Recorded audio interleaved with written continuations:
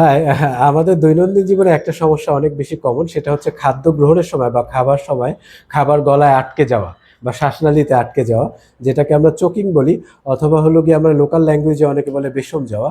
এই সমস্যাটা ঘরোয়াভাবেই সমাধান করা খুব দরকার, এবং সেক্ষেত্রে মিনিট ৫-এর মধ্যে সমাধান হলে খুব ভালো হয়।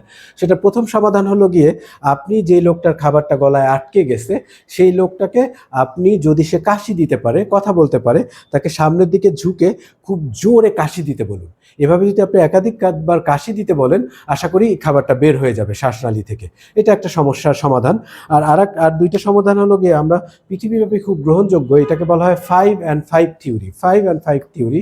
তো প্রথম 5 কি? প্রথম 5, ধরুন উনি আক্রান্ত ব্যক্তি।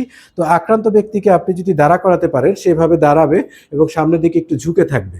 ঝুঁকে থেকে আপনার এই হাত দিয়ে তাকে সাপোর্ট দিবেন এইখানে। আর একটা হাত দিয়ে আপনি হাতের এই অংশ তালু দিয়ে আপনি তার পিঠের মাঝ বরাবর সজোরে 1, 2, 3, 4, 5 এভাবে আঘাত করুন। এইটা একটা 5। আর একটা 5 তত্ত্ব হলো গিয়ে আমাদের হেমলিচ ম্যানিউভার।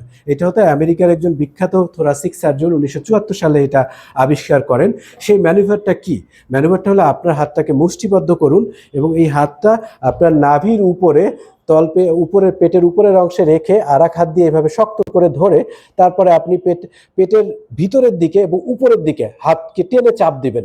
1, 2, 3, 4, 5।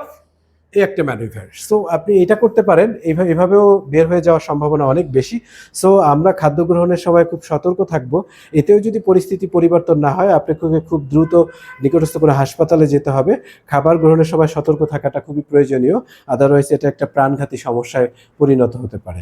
Thank you.